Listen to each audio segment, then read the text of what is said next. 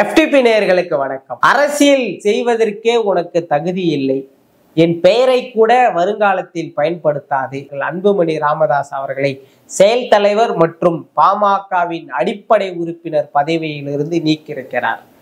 ராமதாஸ் அவர்களின் இந்த அடிப்படையான முடிவானது செல்லுமா? முதலில் பாமகவின் ஒட்டுமொத்த தொண்டர்களும் யார் பக்கம் இருக்கிறார்கள்? இதை பற்றி ஒரு முழுமையான காணொலியாகத்தான் இது இருக்க போகுது. கடந்த சில மாதங்களாகவே இந்த பாமகவில் வெடிச்சிருக்கக்கூடிய அந்த உட்கட்சி பூசலானது பாமகவின் தொண்டர்கள் மீதே ஒரு மிகப்பெரிய ஒரு குழப்ப மனநிலையோடு தான் இருக்கிறத நம்மால பார்க்க முடிகிறது. நம்ம அன்புமணி பாமகவில் இருக்கோமா, இல்ல ராமதாஸ் பாமகவில் இருக்கோமா, இந்த பக்கம் சென்றால் நமக்கு எதிர்காலம் இருக்குன்னு பாமகவின் தொண்டர்களே ஒரு புறம் இருக்க, பாமக நிறுவனர் நான் தான் இனி தலைவர் அப்படின்னு சொல்லிட்டு இருந்தாரு. இன்னொரு புறம் இனிமே நான் தான் ரங்கராய சக்திவேல் நாயக்கர் என்பது போல அன்புமணி ராமதாஸ் அவர்களும் இனி நான் தான் பாமகவின் எதிர்காலம்னு அவர் ஒரு பக்கம் பேசிட்டு இருந்தாரு. ஒரு புறம் அன்புமணியை ராமதாஸ் நீக்குவதும் ராமதாஸை அன்புமணி நீக்குவதும் இப்படியெல்லாம் நீங்க செல்லாது நான் செல்லாதுன்னு போட்டி போட்டு கொண்டு இருவரும் வேறு அரசியலை செஞ்சிட்டு இருந்தாங்க. அதெல்லாம் ஒரு புறம் தாண்டி ஒருபடி மேலே போய் ராமதாஸ் அவர்கள் அன்புமணிக்கு ஆதரவாக யாரெல்லாம் இருக்கிறார்களோ அவர்கள் அனைவரையும் பாமகவின் அடிப்படை உறுப்பினர் பதவியிலிருந்து நீக்கிறார். குறிப்பாக பாமகவின் அங்கமாக இருக்கின்ற பல்வேறு தலைவர்களை, இரண்டாம் கட்ட தலைவர்களை எல்லாம் ராமதாஸ் அவர்கள் நீக்கிறார்.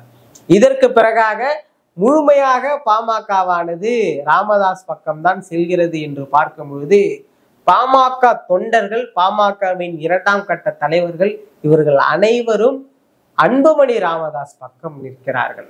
பாமகவின் பொதுக்குழுவில் அன்புமணியை முன்னிறுத்துகிறார்கள். பாமகவின் அனைத்து பொதுக்கூட்டங்களிலும் அன்புமணியைத்தான் முன்னிறுத்தி இருக்கிறார்கள். குறிப்பாக சொல்ல வேண்டுமென்றால் இன்று இருக்கக்கூடிய இளைஞர்கள் பாமகவின் ஒரு முகமாக அன்புமணி ராமதாஸ் தான் வர வேண்டும் என்ற ஒரு மனநிலைக்கு செல்கிறார்கள் என்ற ஒரு பார்வை இருக்கு.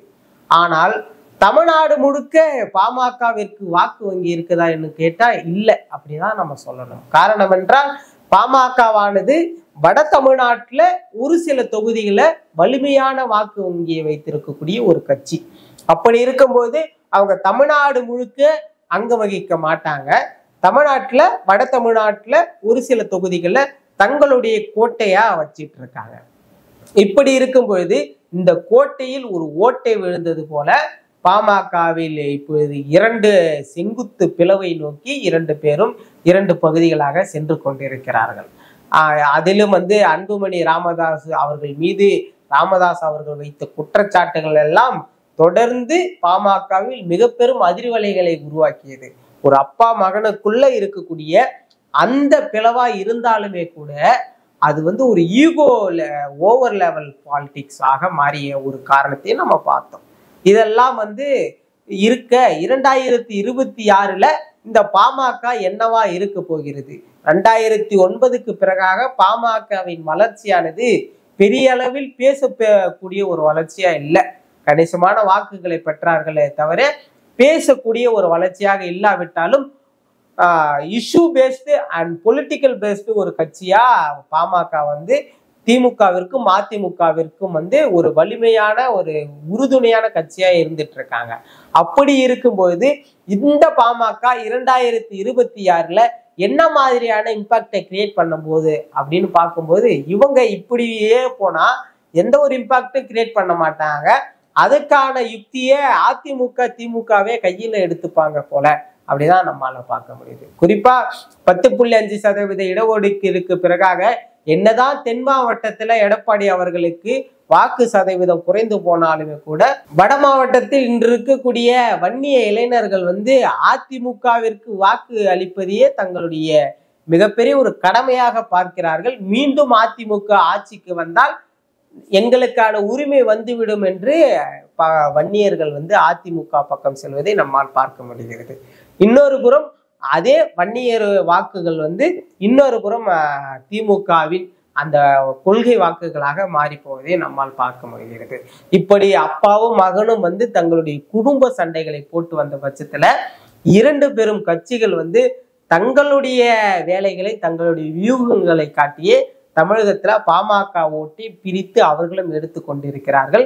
2024 தேர்தலில் இதை நம்ம கண்கூடா பார்த்தோம்.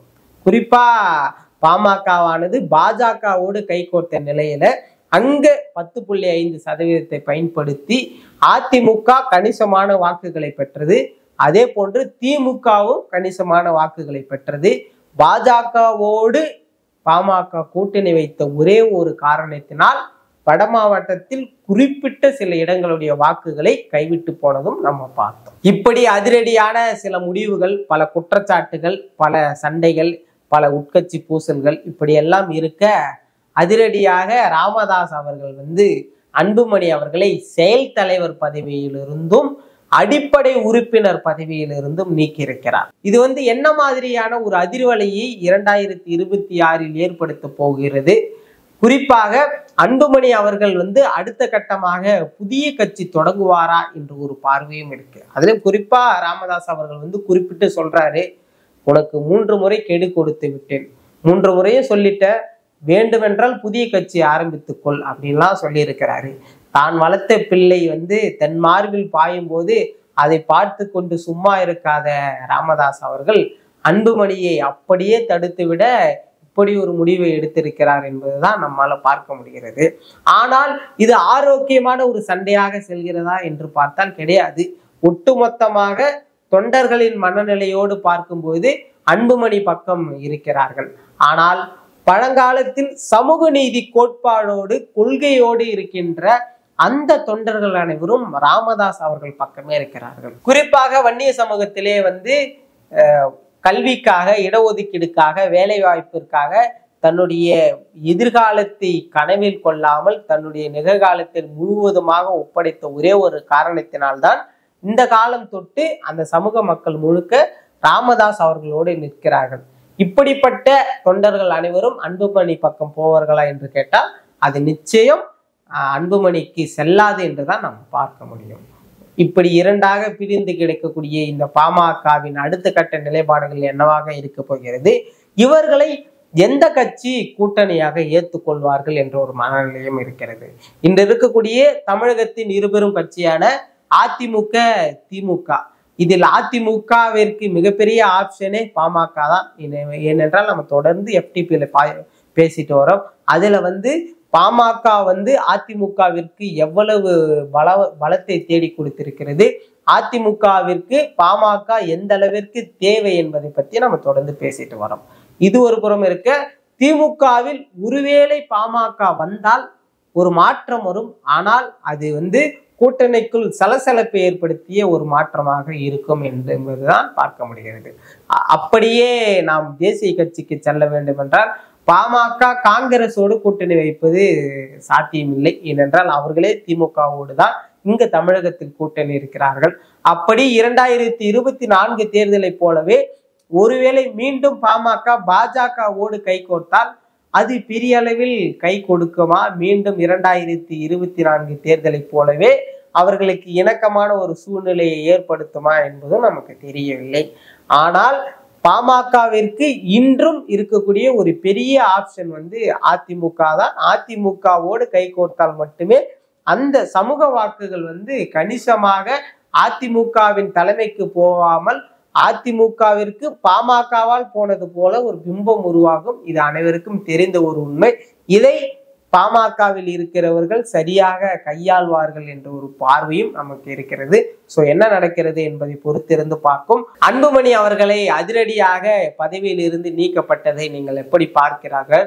பாமக இனி வரும் காலகட்டத்தில் என்னவாக செயல்பட போகிறது? பாமகவின் எதிர்காலம் என்னவாக இருக்க வேண்டும் என்று நீங்க நினைக்கிறீங்கன்னு மறக்காம கமெண்ட் பண்ணுங்க. நம்ம மேலும் ஒரு காணொலியில சந்திக்கலாம். நன்றி.